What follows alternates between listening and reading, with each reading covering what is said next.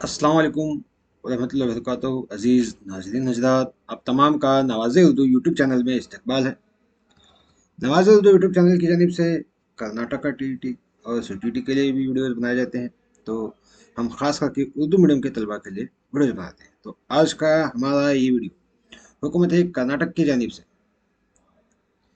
क्या है, हुकूमत कर्नाटक की जानिब से चलाए जाने वाली नवीं जमात के सालाना इम्तिहान का मार्च 2024 में चलने वाले सालाना इम्तिहान के मॉडल क्वेश्चन पेपर क्या है, हल करेंगे। आज का हमारा ये वीडियो फर्स्ट लैंग्वेज उर्दू पर मुनस्सर है। तो चलो इसको हल करेंगे।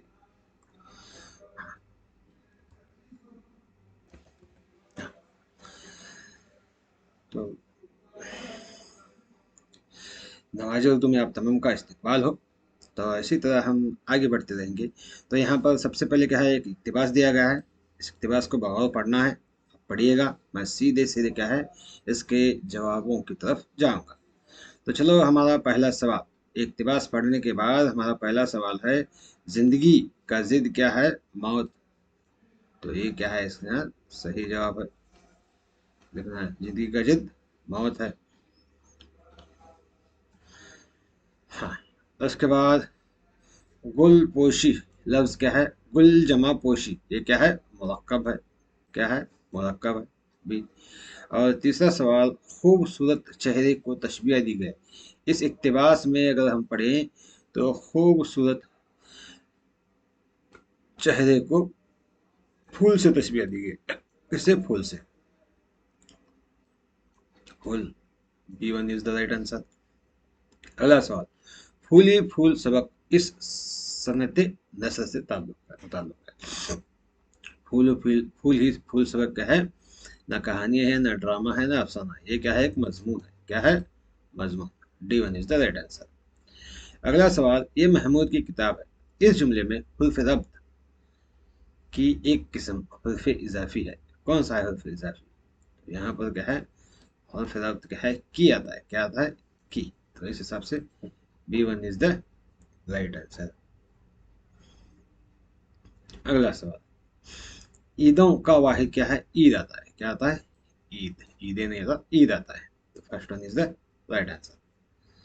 तो अगला सवाल, तो यहाँ पर क्या है, ऑब्जेक्टिव टाइप के क्वेश्चन खत्म हो गए 6। अब क्या है, एक जुमले में जवाब देना है। 4 सवाल हैं।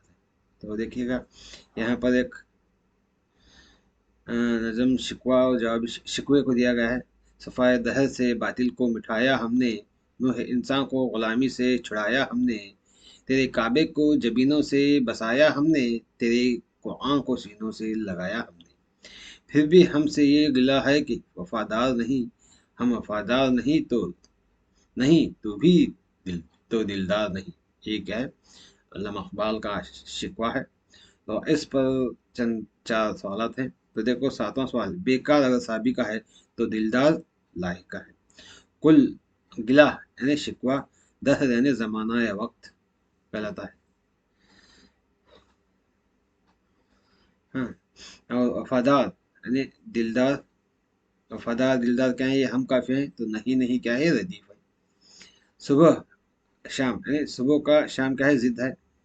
हाँ, तो गुलामी का ज़िद क्या है? आज़ादी आता है। इस तरह से इसको हल करना है। ये निस्बत के अंदर पूछे जाने वाले सवाल हैं। यानी यहाँ पर पहले लफ्ज का दूसरे लफ्ज के साथ क्या लगाया? गिला और शिकवा दोनों क्या है? हम माने अल्फाज हैं। इसलिए दहर और ज़माना हम माने अल्फाज हैं। यहाँ साबिका लाहिका पूछा गया है। यहाँ पर बेकार, बे क्या है? इसमें साबिका है। इसमें दिलदार है, दार क्या है? लाहिका थे, इस हिसाब से। और यहाँ वफादार दिलदार क्या है? ये दोनों हम काफी हैं। तो नहीं नहीं क्या है? ये रदीफ आते हैं। इस तरह से क्या है, हम इसको हल करना चाहिए। तो अगला सवाल, सवाल नंबर 3। सवाल नंबर 3 क्या है? ये भी एक मरकज के सवाल हैं, 7 सवाल हैं। यहाँ पे इक्तिबास दिया गया है। इस इक्तिबास को पढ़ना है और जवाब लिखना है। तो चलो मैं डायरेक्ट जवाब की तरफ जाता हूँ। मौलाना आज़ाद का तारीखी नाम क्या है? फैरोज बख्त। तारीखी नाम क्या है? फैरोज बख्त। मौलाना आज़ाद कब पैदा हुए? मौलाना आज़ाद क्या है? 11 नवंबर 1888 ईस्वी में पैदा हुए। इमामुल हिंद मुफक्किर इस्लाम किसे कहा जाता है? मौलाना आज़ाद को क्या है, इमामुल हिंद और मुफक्किर इस्लाम कहा जाता है। 1930 में कांग्रेस ने कौन सा नारा दिया? 1930 में कांग्रेस ने मुकम्मल आज़ादी का नारा दिया। इस तरह से लिख सकते हैं। अगला सवाल, यहाँ पर एक नज़म दी गई है, नज़म का हिस्सा दिया गया है, कता, माफ कीजिएगा, कता दिया गया है। क्या है कता? कहा गोश गुल में शहर में मायने जाकर, खुले बंदों मुर्गे चमन से मिलाकर, लगा कहने फुर्सत है यहाँ एक तबस्सुम, सो वो भी ग्रेबा में मुंह को छुपा कर। इस कथा में के मतलब 3 सवाल थे। पहला सवाल, कथा में कम से कम कितने अशार होते हैं? कथा में कम से कम 2 अशार होना चाहिए। 4 मिसरों पर मुश्तमिल 2 अशार होना चाहिए। फूलों को यहाँ कितनी फुर्सत है? कितने फूलों को यहाँ मुस्कुराहट यानी तबस्सुम के लिए जितनी फुर्सत जरूरी है, उतनी ही क्या है, फुर्सत है। इस तरह से लिख सकते हैं। मुर्गे चमन से मुराद है बाग का परिंदा। मुर्गे चमन से मुराद बाग का परिंदा, याद रखिएगा। अगला सवाल, सवाल नंबर 4। सवाल नंबर 4 क्या है? 2 मार्क्स के सवाल आते हैं, 10 सवाल आते हैं। तो यहाँ पर देखिएगा, एक मंजर है, तस्वीर है। इस तस्वीर के मुताल्लिक चंद थोड़ा एक इक्तिबास है। एक इक्तिबास को पढ़ने के बाद हम सवालात हल करना। तो पहला सवाल है, महाबलेश्वर की तस्वीर है। महाबलेश्वर किस रियासत में वाक़या है? महाबलेश्वर महाराष्ट्र रियासत में वाक़या है। और ये क्या है, वेन्ना झील से कितनी दूरी पर है, बुलंदी पर है? ये वेन्ना झील से 1372 मीटर बुलंदी पर वाक़या है। महाबलेश्वर के माने क्या है और मौसम गर्मा में किसकी कयामगाह है? महाबलेश्वर के माने हैं कुव्वत वाला खुदा, और ये मुकाम मौसम गर्मा में कदीम मुंबई के रेसिडेंट की कयामगाह था। हाँ। और चौथा सवाल क्या है? इस तस्वीर को देखते हुए महाबलेश्वर का मंजर कलमबंद करना है। देखिएगा इस तस्वीर को देखकर क्या है, हम अ, महाबलेश्वर के मंजर का है, इस तस्वीर को देखकर हमें क्या नजर आता है, हम इसके ऊपर एक 2 से 3 जुमले लिखना है, क्योंकि 2 मार्क्स का है। तो चलो देखिएगा, मैंने क्या है यहाँ पर सिर्फ थोड़ा लिखा है, इससे ज़्यादा आप लिखना चाहिए। यह तस्वीर खूबसूरत पहाड़ी सिलसिलों का मंजर है, जो सयाहों का बेहतरीन तफरीही मुकाम है। इसके अलावा और भी आप और 1 2 से 3 जुमले लिखिएगा, और 1 2 जुमले इस तरह से हम लिख सकते हैं इस महाबलेश्वर तस्वीर के मुताबिक। तो अगला सवाल देखिएगा, जिसके साए तले होंगे नबी हैं जितने, लुत्फ हक से वो इल्म रोज क़यामत पाया। यानी लुत्फ हक का, हक से क्या मुराद है? लुत्फ हक से मुराद है अल्लाह ताला का फजल करम है। और सारे पैगंबर क़यामत के दिन कहाँ होंगे? सारे पैगंबर क़यामत के दिन क्या है, मोहम्मद सल्लल्लाहु अलैहि वसल्लम के साए में होंगे, या नबी के साए में होंगे, ये तो चलेगा, नबी है ना, क्योंकि लफ्ज़ नबी सल्लल्लाहु अलैहि वसल्लम के साए में होंगे। इस तरह से लिख सकते हैं। अगला देखिएगा, यहाँ पर थोड़े इबारत दी गई है, इबारत पढ़ कर क्या है, हमें जवाब लिखना है।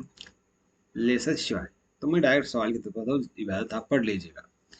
लेसर से तिब्बी और खलाई मैदान में क्या काम लिए जा सकते हैं? लेसर से तिब्बी मैदान में क्या है, नाकाबिले इलाज बीमारियों का कामयाब और महफूज इलाज करता है लेज़र। और टेक्नोलॉजी और खलाई सफ़र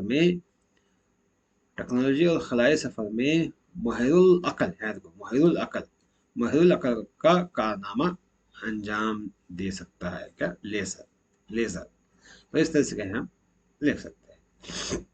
अगला हिस्सा फिर 23वां सवाल भी एक इक़्तिबास है रुबाई के मुताल्लिक़, उसके मुताबिक भी सवाल आता है। मैं सीधे सवाल की तरफ आता हूँ। रुबाई किस लफ्ज़ का से मुश्तक है और रुबाई किसे कहते हैं? रुबाई क्या है, रुबाई रबाह से मुश्तक है, और रुबाई से मतलब मुराद जो 4 मिसरों पर मुश्तमिल होती है। रुबाई का पहला, दूसरा और चौथा मिसरा हम काफिया, हम फाकिया है, हम काफिया और हम रदीफ होते हैं, जबकि तीसरा मिसरा रदीफ और काफिया के पाबंद नहीं होता। काफिया क्या रहे, या के कर लीजिए, काफिया के पाबंद नहीं होता। उसके बाद रुबाई का हासिल कलाम मिसरा कौन सा है और रुबाई के मज़ामीन क्या है? देखिएगा, रुबाई का चौथा मिसरा हासिल कलाम होता है। हाँ? और रुबाई के मज़ामीन क्या हैं? अखलाक, अखलाकी, इस्लाही और मजहबी फ़लसफ़ियाना मज़ामीन हैं इसके। किसके? रुबाई के मज़ामीन। अगला सवाल देखिएगा, 25वां सवाल यहाँ पर भी क्या है? इक़्तिबास दिया गया है, उस इक़्तिबास को पढ़ना है, पढ़ कर क्या है सीधे जवाब की तरफ आना है। तो सवाल हमारा है, हीरा टूटने पर दरबारियों ने क्या कहा? देखिएगा, हीरा टूटने पर दरबारियों ने क्या कहा?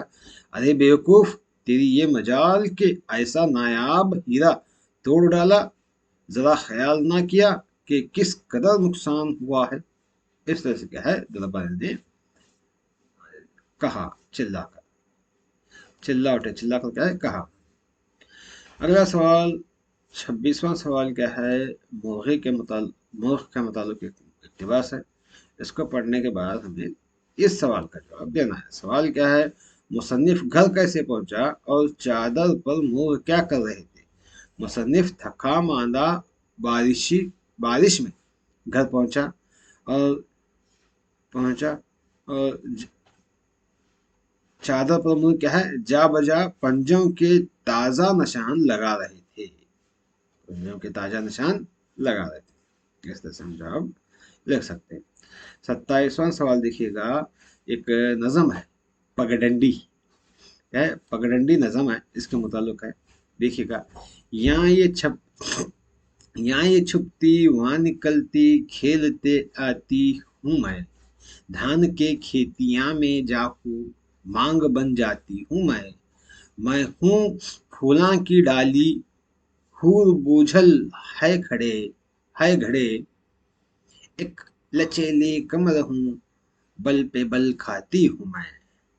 ये इस नज़म के हिस्से को पढ़ कर क्या है, धान के खेतों में पगडंडी कैसे दिखाई देती है और पगडंडी अपने अदा किस तरह बयान करती है, इसको इसको जवाब देना है। तो धान के खेतों में पगडंडी ऐसे दिखाई देती है जैसे इंसान के सर में मांग दिखाई देती है और पगडंडी को अपनी अदा एक लचीली कमर जो बल खाते हुए चलती है की तरह बयान किया गया है, बयान कर रही है। इस तरह से लिख सकते हैं, किया गया नहीं, कर रही है बयान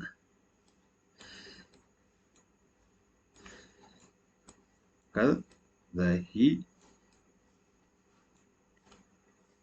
है, लिख रहा है। अगला ऐसा देखिएगा, सवाल नंबर 5, 11 सवाल हैं 3 अगस्त के। 28वां सवाल देखिएगा, अबू उमैया बिन मुगैरा ने कहा, ऐ नादानो, अगर यहाँ तलवार चल गई तो फिर फिर रुकेगी नहीं, सदियों तक चलती रहेगी। मैं कहता हूँ कि हर बात का फैसला तलवार से नहीं हुआ करता। मथन के हवाले से ये जवाब लिखना है। तो मथन हमारे पास क्या है, यहाँ तलवार चल गई तो फिर रुकेगी नहीं। इस जुमले को किसने किससे कब कहा लिखना है, और वो लिखने से पहले ये जुमला किस सबक से लिया गया है, किसने लिखा है, वो भी लिखना पड़ेगा। तो हम क्या है, इसका जवाब मतन के हवाले से जब भी लिखना है तो इस तरह से जवाब दीजिएगा, ये जुमला इदारे की जानिब से लिखे गए बेहतरीन फैसला सबक क्या है, बेहतरीन फैसला सबक से लिया गया है। ये जुमला अबू उमैया बिन मुगैरा ने मक्का के कबीले वालों से कहा जब उन कबीले वालों ने काबा पर हजर असवद नस्ब करने के लिए लड़ रहे थे। इस तरह से लिखना है, तब हमें 3 मार्क्स मुकम्मल मिलेंगे, याद रखिएगा। अगला सवाल भी कुछ इस तरह से एक मतन का है। देखिएगा, एक दिन खलील मंजिल वाले कवि हैकल मुर्ग ने हमारे बकावली की आंख फोड़ी, बकावली क्या हमारे बकावली की आंख फोड़ी। मैं रात भर अपनी तकरीर का रिहर्सल करने के बाद मैं दूसरे दिन खलील साहब को डांटने गया। मैंने अपना तारुफ कराते हुए कहा, मैं डोरबे वाले मकान में रहता हूँ। बोले बोले कोई हर्ज नहीं। मैंने कहा, कल आपके मुल्क ने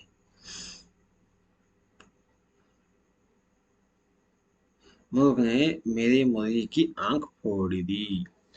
कल आपके मुर्ग ने मेरी मुर्गी की आंख फोड़ दी, इस हिस्से के मतन के हवाले से जवाब लिखना है। तो देखने पर इसका जवाब है, ये जुमला मुश्ताक अहमद यूसुफी के लिखे हुए पे और अना और आना घर में मुर्गियों का, और आना, ये आना चाहिए, और आना घर में मुर्गियों का सबक से लिया गया है। मुसन्निफ ने खलील साहब से कहा, जब खलील साहब ने कि कवि हैकल, कमी नहीं कवि हैकल मुर्ग ने मुसन्निफ के मुर्गी की आंख फोड़ी, तो शिकायत के दौरान ये जुमला कहा गया। इस तरह से हम लिख सकते हैं। तो 30वां सवाल देखिएगा, उठो प्यारे, तुम्हारे बख्त खान ने तुम्हें बुलाया है, अपने प्यारों का बदला लो, अपने मुल्क की आबरू बढ़ाओ। आहिस्ता आहिस्ता सलमा और किशन कुंवर को होश आता है, वो उठकर बैठती हैं, भागवती उन्हें पानी पिलाती है। तो उठो प्यारी, उठो प्यारी, तुम्हारे बख्त खान ने तुम्हें बुलाया है, इस जुमले का मतन के हवाले से जवाब देना है, वजाहत करना है। तो ये जुमला मोहम्मद मुजीब के लिखे हुए आजमाइश ड्रामे से लिया गया है। ये जुमला भागवती ने सलमा और किशन कुंवर को उठाते हुए कहा, जबकि ये दोनों बेहोश हुए थे। ऐसे हम लिख सकते हैं।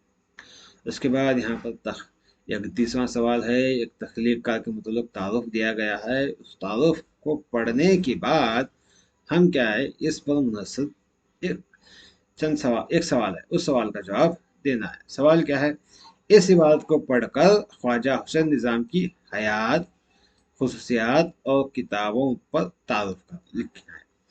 देखिएगा, ख्वाजा हुसैन निज़ामी, इनके हयात के मुताबिक बात करें तो ख्वाजा हुसैन निज़ामी का नाम अली हुसन था, वालिद का नाम अली हाफिज सैयद आशिक अली था।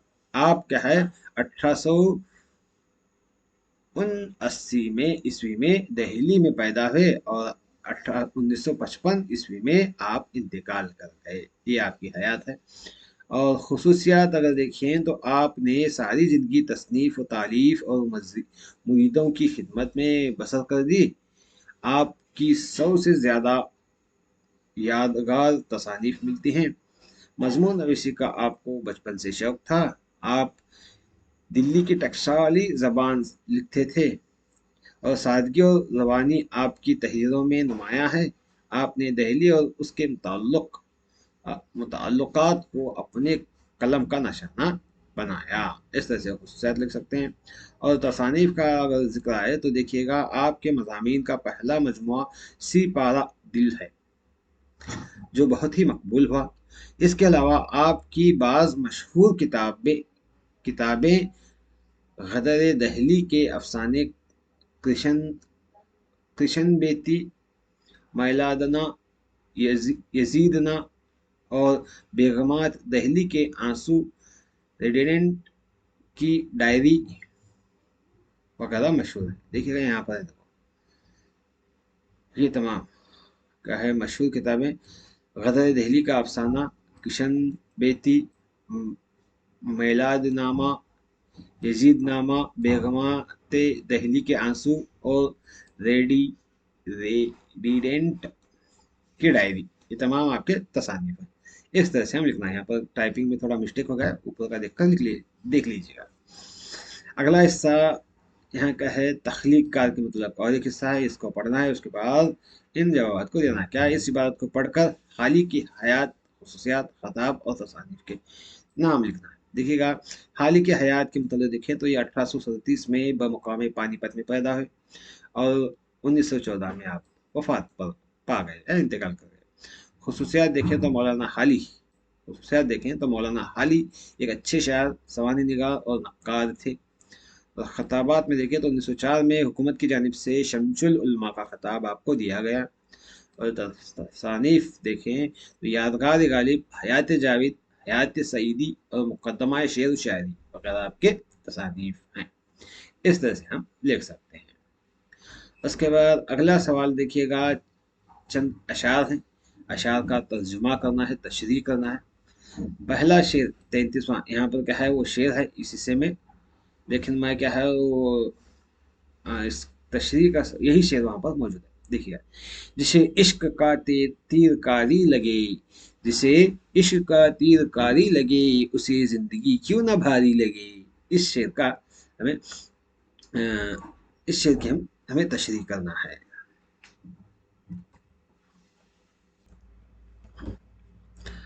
ये गजल है हमारी, गजल का एक शेर है। अ, जिसे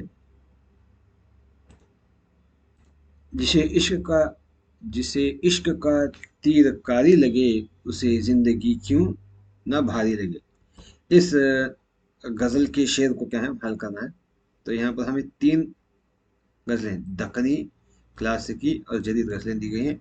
तो ये पहला शेर, जिसे इश्क का तीर कारी लगे, उसे जिंदगी क्यों ना भारी लगे, ये शेर क्या है, वली दक्कनी की, वली औरंगाबाद की के लिखे हुए दखनी गजल से, यहाँ दखनी लिखना था, मैंने माफ कीजिएगा, लिख लीजिएगा, दखनी गजल से लिया गया है। इस तरह से लिखकर क्या है, उसकी तशरीह इस तरह से करना है। शायर कहता है कि जिसे इश्क का कार अगर तीर लग जाए, उसके लिए जिंदगी दुश्वार हो जाती है। इसके लिए जिंदगी गोया आसान नहीं रहती। यानी जिसे एक बार आशिक हो जाए, आशिक हो जाता है, वो फिर मुश्किलों और मुसीबतों से बच नहीं पाता, बच नहीं सकता। इस तरह से हम इसकी तशरीह कर सकते हैं। दूसरा शेर हमारा है, जिंदगी है या कोई तूफान है, हम तो इस जीने के हाथों मर चले। तो इसको, इसकी तशरीह करने से पहले क्या है, ये लिखना है, ये शेर ख्वाजा मीर दर्द की क्लासिकी गजल से लिया गया है। और इसकी तशरीह देखिएगा, दर्द ने इस शेर में जिंदगी को तूफान से तशबिया देते हुए जिंदगी की एक बड़ी हकीकत को बेनकाब किया है। कहते हैं कि कहते हैं कि ये कोई जिंदगी है जिसमें ना कोई आराम व सुकून है, ना हमारी ख्वाहिश खुशी को दखल है। एक पतवार ना है जो मौजे हादसा में बहती जा रही है। जिस तरह तूफान पर इंसान का कोई बस नहीं चलता, उसी तरह हम ख्यालात के धारे पर बहते रहें और जिंदगी में दर्द गम के तूफान उठते रहते हैं। हम बेख्तियार जीने पर मजबूर हैं और इसी हालत में हमें अपनी गम का पैमाना भरना पड़ा। इस तरह से क्या है, हम ये शेर की तशरीह कर सकते हैं। अगला शेर है हमारा, देखिएगा, कहीं कुछ अब अब जिधर देखिए लगता है कि इस दुनिया में कहीं कुछ ज्यादा है कहीं कुछ कम। इस शेर की तशरीह करने से पहले हम ये जुमला लिखना है। ये शेर शहरियार के जदीद गजल में से लिया गया है। तो देखिएगा इसकी तशरीह, गजल के इस चौथे शेर में शायर दुनिया के हालात का जिक्र करते हुए कहता है कि इस दुनिया में सबको एक जैसी नियामतें नहीं मिलती हैं। कोई अमीर है तो कोई गरीब है, कोई दुनिया की नियामतों से मालामाल है तो कोई महरूम है। ये सब कुदरत की मर्जी है कि जिसको जो मिला है वही उसका मुकद्दर है। इस तरह से क्या है, हम इसकी तशरीह कर सकते हैं। अगला हिस्सा 36वां सवाल देखिएगा, वाहिद जमा और जमा का वाहिद लिखना है। तो देखिएगा, कतारें का कतार आता है, शक्ल का अशकाल, पत्तियां का पत्ती, जिस्म का अजसाम, अकसाम का किस्म और जानवर का जानवरों या जानवरें लिख सकते हैं। ये क्या है, इसके वाहिद जमा है। अब उसके बाद हम आएंगे 37वां सवाल, हुर्फ उत्फ से क्या मुराद है। मिसाल के जरिए लिखिए, और उत्फ की कितनी किस्में हैं। तो हुर्फ इत्फ से मुराद वो हुर्फ है जो दो जुमलों को जोड़ते हैं, यानी उनमें रब्त पैदा करते हैं। मिसाल के तौर पर, अब तू अब तुम जानो और वो जाने, और जो यहाँ पर है ये क्या है, हुर्फ अत्फ है। और यहाँ देखिए, ये लो ख्वाह वो लो, ये लो ख्वाह वो लो, यहाँ ख्वाह क्या है, इन दोनों जुमलों को जोड़ रहा है, हर्फ अत्फ, इस तरह से हम लिख सकते हैं।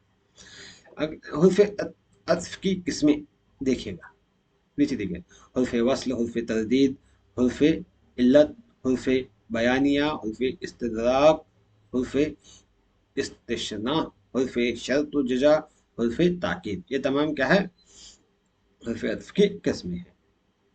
अब उसके बाद 38वां सवाल है, मुरक्कब लफ्ज किसे कहते हैं, मिसाल दीजिए। देखिएगा, मुरक्कब लफ्ज यानी मुरक्कब लफ्ज वो कलमा जो एक से जायद लफ्जों पर मुश्तमिल हो, मुरक्कब लफ्ज कहलाता है। जैसे जैसे खुशकिस्मत, रोशनदान, यहाँ पर क्या है, खुशकिस्मत के बाद रोशनदान, ये दोनों इसकी मिसालें हैं। हाँ, दूसरा, या इसके अलावा हम क्या है, ये जवाब लिख सकते हैं यहाँ पर, या, ये दोनों लिखने की जरूरत नहीं है यहाँ पर। हाँ, गजल किसे कहते हैं और गजल का पहला और आखिरी शेर क्या कहलाता है, दो में से एक जवाब लिखना है। तो देखिएगा, गजल के लघवी माने औरतों से प्यार और मोहब्बत की बातें करना है। गजल उर्दू शायरी की मकबूल सन्फ है। गजल वो मंजूम कलाम है जिसका हर शेर माने व मफहूम के लिहाज से मुकम्मल होता है।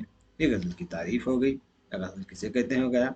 गजल का पहला शेर मतला कहलाता है और गजल का आखिरी शेर मख्ता कहलाता है, जिसमें शायर अपना तखल्लुस इस्तेमाल करता है। इस तरह से हम इसको लिख सकते हैं, दो में से एक का जवाब लिखना है। तो चलो, इसके बाद हम अगले सवाल की तरफ बढ़ेंगे। सवाल नंबर 6। यहाँ पर क्या है, 4 सवाल हैं, 5 मार्क, 5 सवाल हैं, 4 मार्क्स के। तो पहला सवाल, हमद के 4 अशार मुकम्मल करना है। देखिएगा, हमद क्या है हमारी, हमद शायद आपको याद होगी।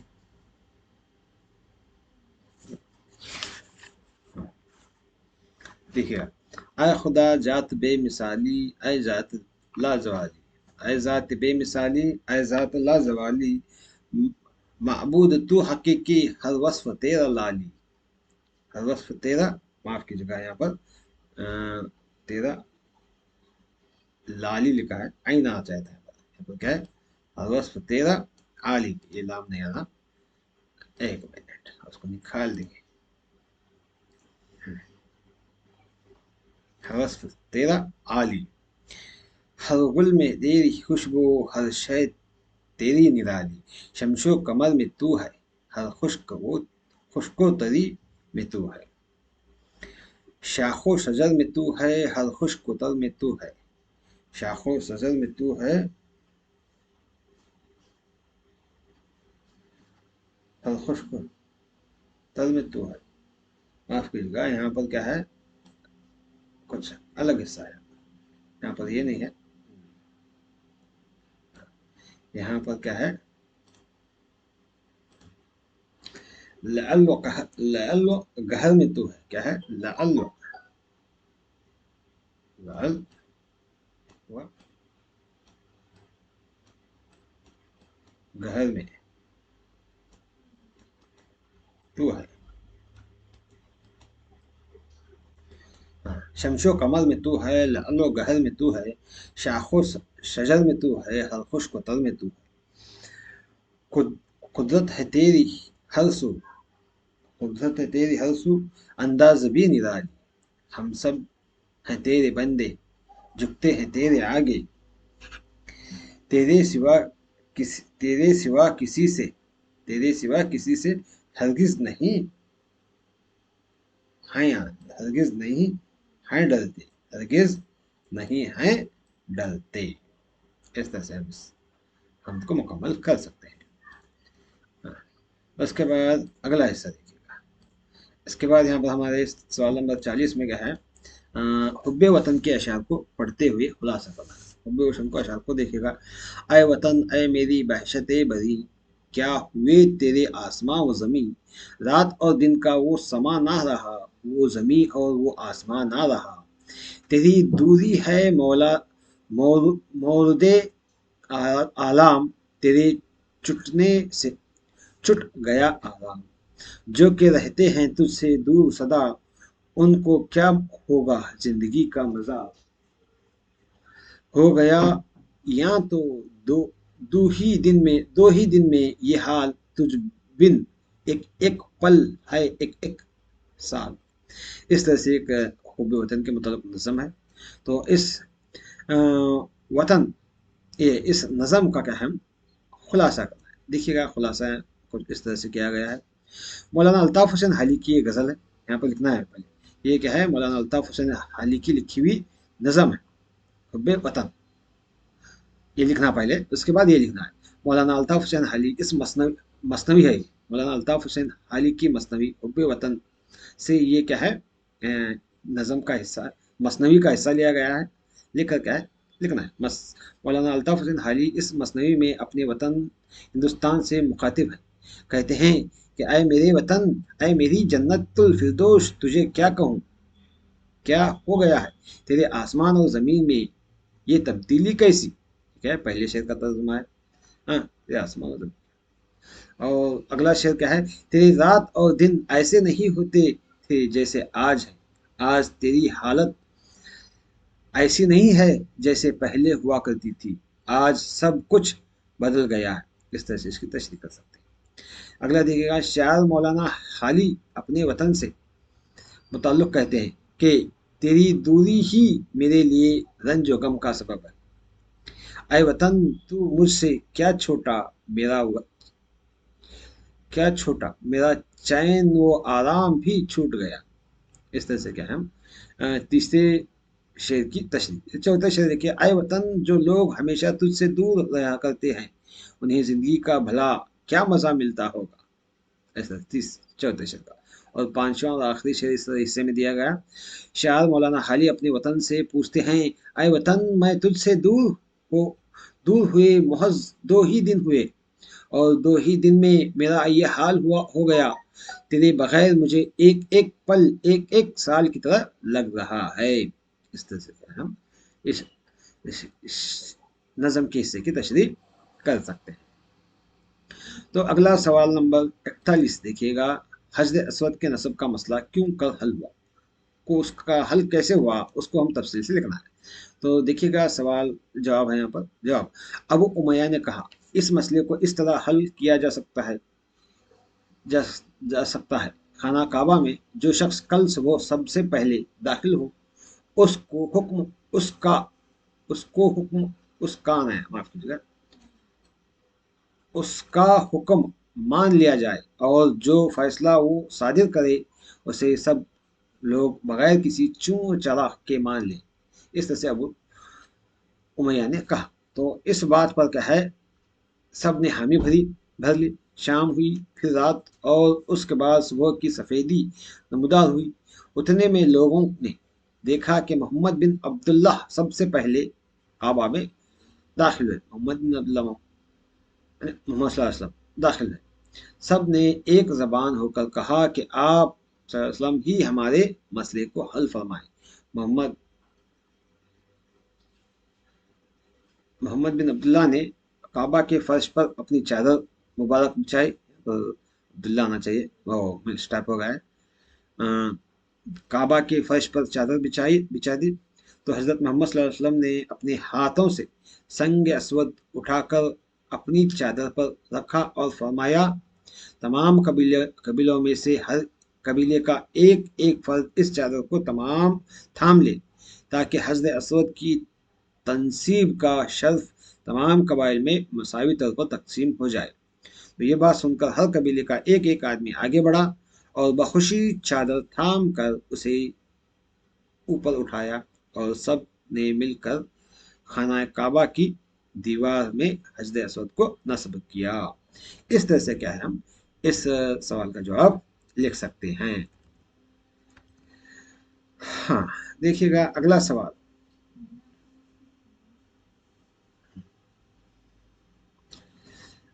अगला सवाल क्या है, 42वां है, डायनासोर की जसामत साख्त के बारे में लिखना है।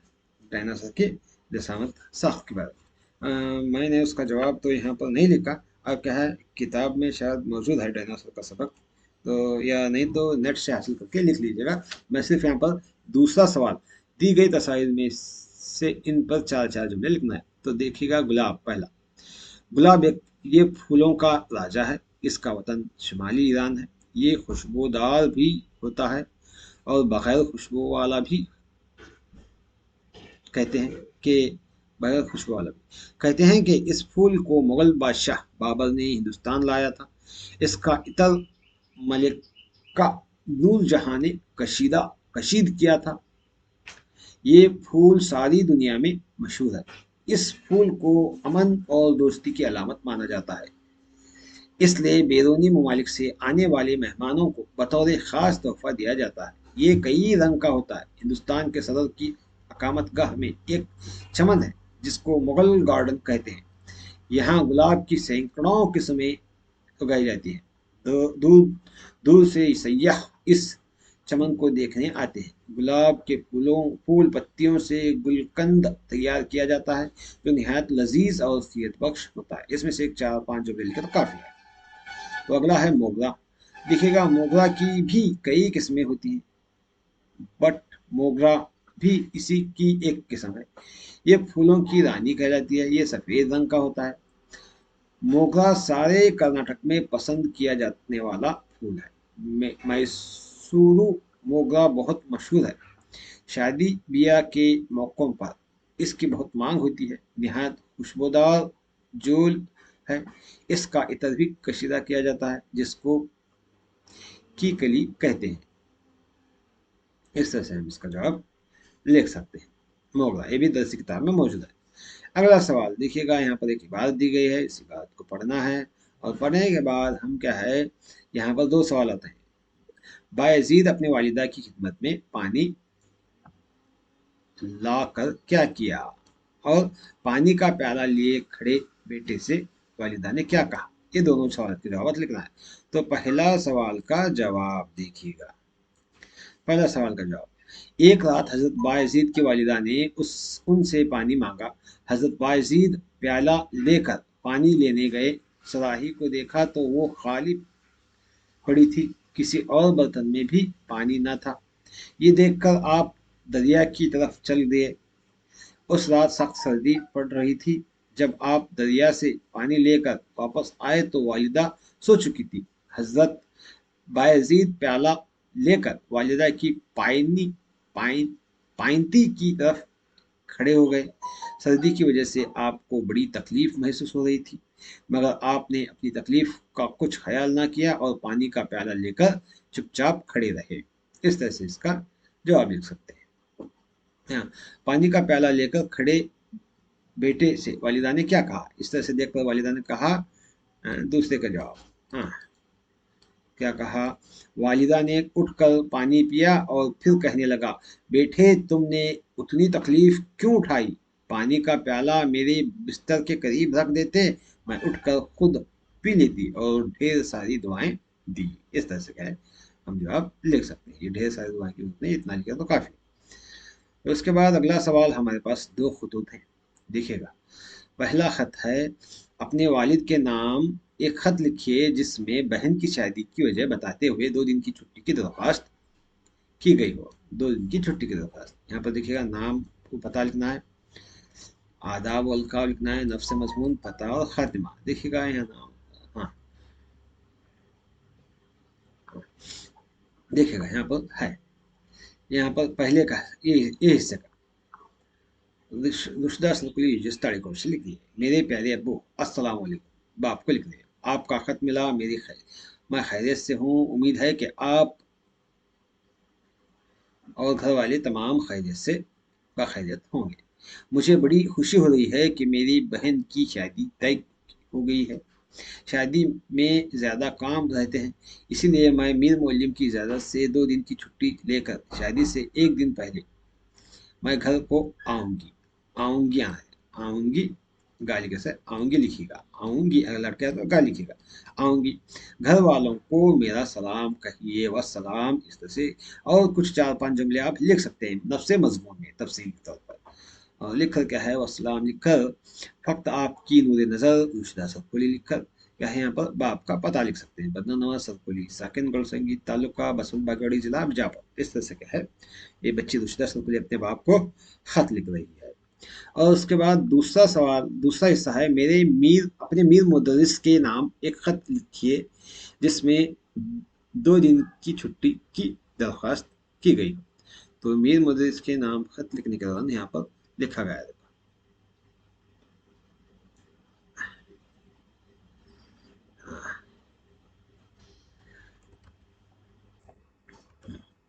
इस तरह से क्या है, ये पहला हिस्सा है और ये दूसरा हिस्सा। तो यहाँ पर क्या है, मीर मुदर्रिस को खत लिखने के दौरान बखदमत मीर मौलवी यूजस ताड़ीकोटी, मोहतरम मीर मुदर्रिस अस्सलाम वालेकुम, अर्ज मुद्दवा लिखकर, अर्ज मुद्दवा में क्या है, छुट्टी की मंजूरी के लिए लिखना है। और यहाँ पर क्या है, नफ्स मजमून में लिखना है, मैं रुशिदा सरकुली 9वीं जमात की तालिब इल्म हूँ, मेरा रोल नंबर 12 और मैं यूजीएस में पढ़ रही हूँ। मेरी तबीयत नासाज होने की वजह से मैं 2 दिन की छुट्टी चाहती हूँ। आपसे दरख्वास्त है कि बतारीख 14 फरवरी और 15 फरवरी 2024 को मुझे 2 दिन की छुट्टी मंजूर करें। मैं आपकी शुक्रगुजार रहूंगी। इस तरह से नफ्स मजमून में आप जो भी चाहे वजह बताकर 2 दिन की छुट्टी लिख सकते हैं। वस्सलाम लिख कर क्या है, फ़क्त आपकी शागिर्दनी रुशिदा सरकुली लिखना है। मिन जानिब यानी कौन खत लिख रहे हैं, रुशिदा सरकुली यूजेस ताड़ीकोटी 9वीं जमात सरकुली रूल नंबर 12। इस तरह से क्या है, हम लिख सकते हैं क्या है, खत। उसके बाद आखिरी हिस्सा आता है हमारा यहाँ पर इस सबक में, इस सवाल में आखिरी हिस्सा है।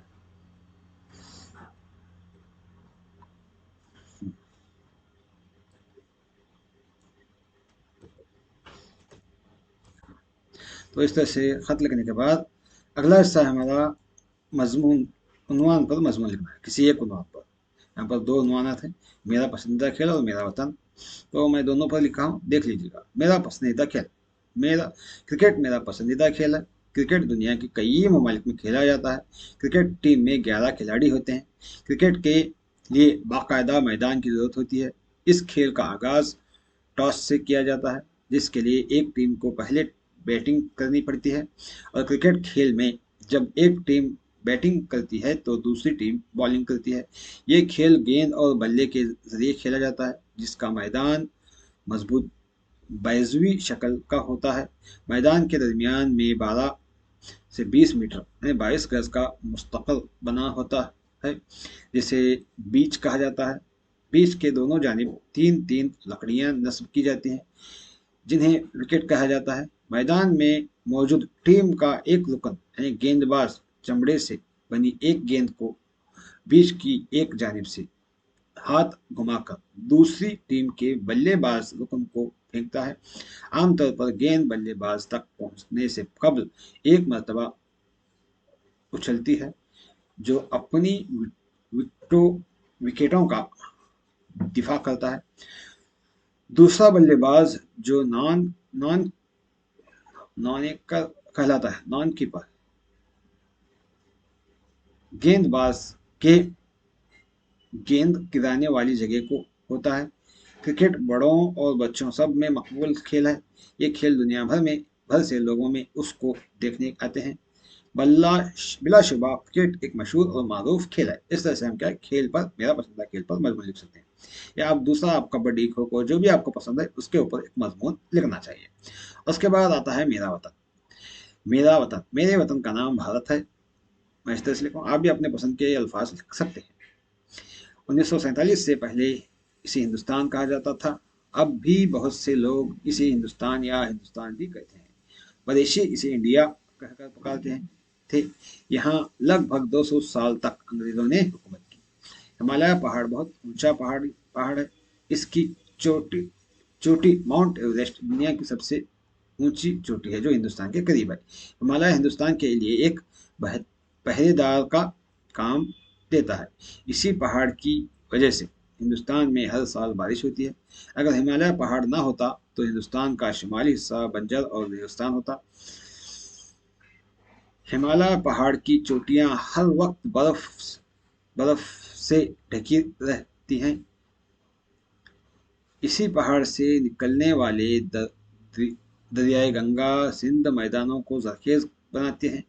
अब भारत वर्ष में सतलज के नहरों और सड़कों का जाल बिछ गया है। यहाँ अब बहुत बड़े बड़े शहर आबाद हैं। हिंदुस्तान की आज़ादी के बाद हमारे शहरों ने काफ़ी तरक्की की है। आबादी में बेपनाह इजाफा हुआ है। इंडस्ट्री और तिजारत ने काफ़ी तरक्की की है। आसमान को छूने वाली इमारतें बन गई हैं। भारत एक सेकुलर देश है, यानी यहाँ कोई भी मजहब सरकारी मजहब नहीं है।